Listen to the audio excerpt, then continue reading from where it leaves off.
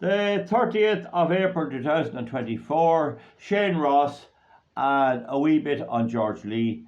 These were two people who appeared to be a breath of fresh air.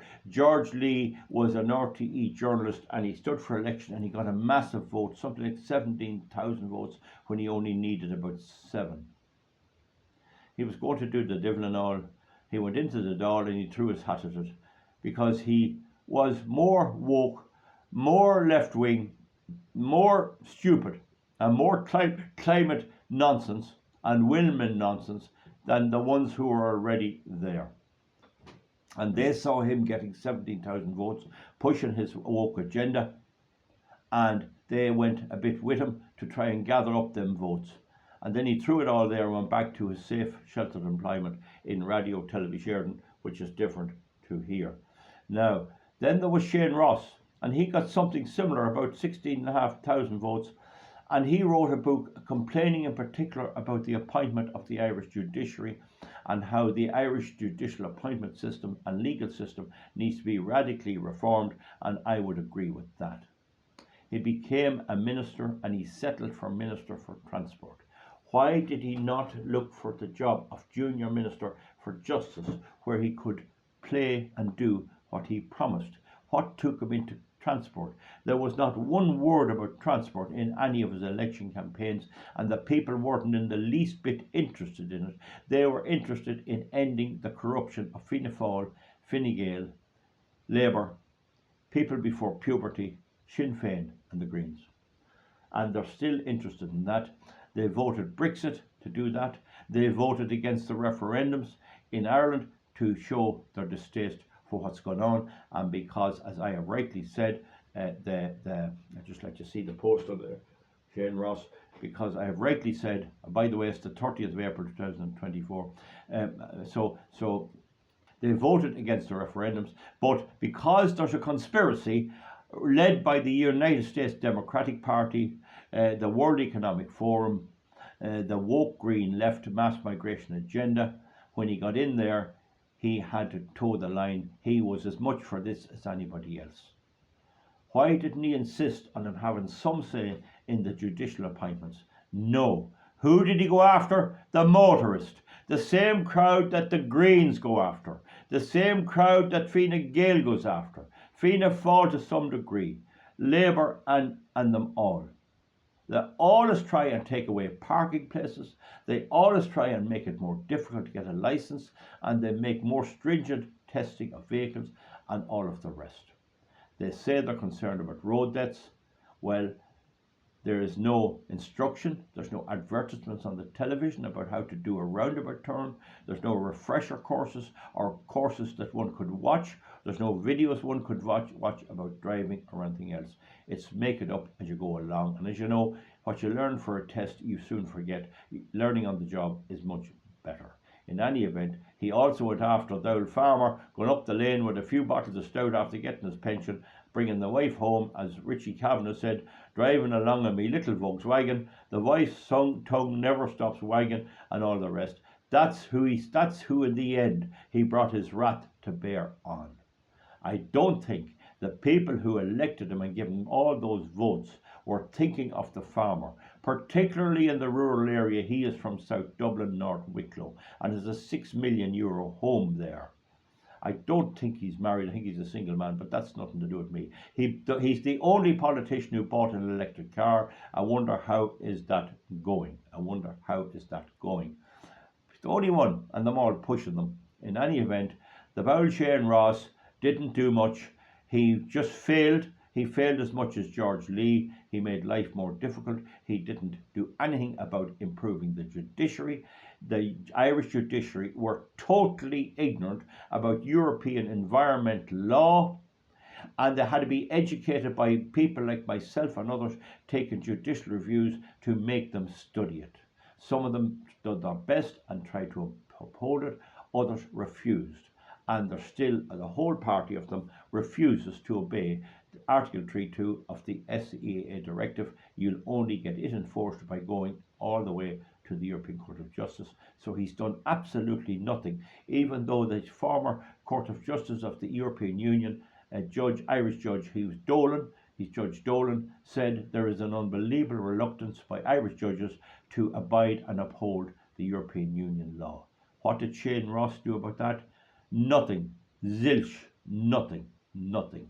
In the end of the day, his entire achievement was getting the old farmer, the old boy going up the lane with the old Volkswagen car. That's all he had, or the old caddy van or something else. That's all he had in his toolbox. That's all he had. He went to the polls again with this old baloney, and he was dumped out, hook, line and sinker. Nobody, hardly any, voted for him. He's good riddance, a waste of space, and more of the same. He might as well have joined Fine Gael to start with. Folks, comment if you like underneath. I like to go through all these people who rule us. None of them will meet me. I challenge Shane Ross to be interviewed by me, or to meet me and discuss some of these important points. A failure. Enoch Powell said all political careers end in failure. I'm not so absolutely sure about that. I think Ronald Reagan's career didn't end in failure. I don't think it did. And I don't think Margaret Thatcher's did either. But in any event, probably all left-wing, woke careers end in failure. I don't know. Anyway, we'll see you back for something else. So there's George Lee, wasn't fit for it, and Shane Ross not fit for it, because they had no guts to stand up to the people doing it. They had no guts to tell the facts and to use their offices in Dublin and in the Dáil to try and change it. And I'm increasingly thinking that all the new independent TDs and the ones of the Freedom Party and the National Party and the Independent Ireland Party will have to start getting not violently aggressive, but they'll have to start making it difficult for the existing rascals. People are marching to their homes and all of this. I don't agree with any violence, but they're marching to their homes. And these politicians all over the world are complaining they're getting afraid, because they're so out of touch with their people. And I would have no problem in walking up a corridor and meeting some of these idiots coming down and telling them every time I meet them that they're idiots. And if whatever can be done, they need to be told it at every meeting when they're waiting for the coffee. You need to talk about them behind their back so they can hear you. I was up in the Chester Beatty Library in 2014. I stopped Eamon Ryan going out the back door, and I challenged him on his windmills, and he turned and he went out. And when he went up, I knew he was going to go out the side door. And when he came to the side door, I was there for him as well. That's the way you have to handle them, but still staying within the law.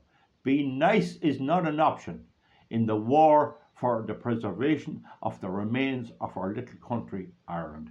Not an option. And you'll hear candidates in the next election going up, oh, I'll give you a voice. You'll get a voice with me. I'll represent you, the mother with the pram. I'll be your voice. Do you think that these people making these decisions, do you think that the American Democratic Party, the European President Ursula von der Leyen, Simon Harris, what do you call the lad in England, Ken Starmer, Rishi Sunak, or any of these, do you think they are interested in someone coming up with a voice? Oh, I want to just bring to your attention, there's a problem now down in my constituency. There's a big long hospital queue, and I know people whose grannies are 90 and they're given a 10-year waiting list, you know, and I want to give them people a voice. Do you think they're going to listen to you?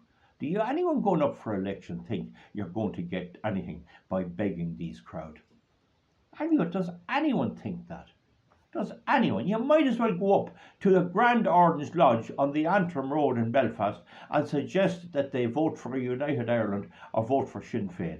That is how naive and stupid that point is. Oh, you're my voice. Oh, I'll be your voice. I'll speak for you. This will give you a voice. It never happened before, and it'll never happen again. And the only voice they will understand is that of ridicule, that of publicly humiliating them, the way I tend to do, and intelligently discussing with them and outwitting them And finally, if you can't change the law, you enforce the law there is to their detriment. You use your parliamentary pension or your parliamentary salary to take judicial reviews to correct areas of the law that they have tried to butcher. And that includes the SCA directive, of course, and many other areas, that where the law is being used by the government to be broken. It's been broken by the government and nobody does anything about it, and it'll take money to challenge them. So that is how you give the people a voice, and there'll be very few in the next election that'll do that. The most important point I can make to you folks is we got to get out of this mindset of there being all right people, it's all right. There's a group of people with voters there on the left. We got to pack as many of the ones on the right that's sympathetic to them into them, so that they're all chasing the one set of votes. They're all, as I said already, eating each other's tails, and then leave the right wing here properly organised and try and get proper parties together where the Conservative, the ordinary people, the people who were represented by Fianna Fáil and Fine Gael years ago, now will have a party to represent them, and it will have nothing to do with the Green, the assault on the food production and all of this. It will have good environmental policies, it'll have good food policies, and it'll have financial policies which will keep the clutches of BlackRock developments and all these big multinational crowd off our water supply, off our electricity supply, and of anything else, and stop them buying land or having anything to do with our republic.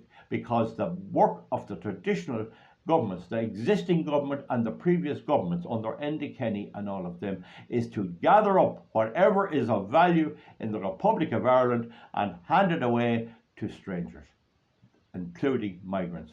That is the goal. We got to recognize that this is our property they're selling, our property they're giving away, and we shouldn't let them have it. That's it, folks. Give me a thumbs up or a thumbs down, and we'll see you back for something soon. Thank you.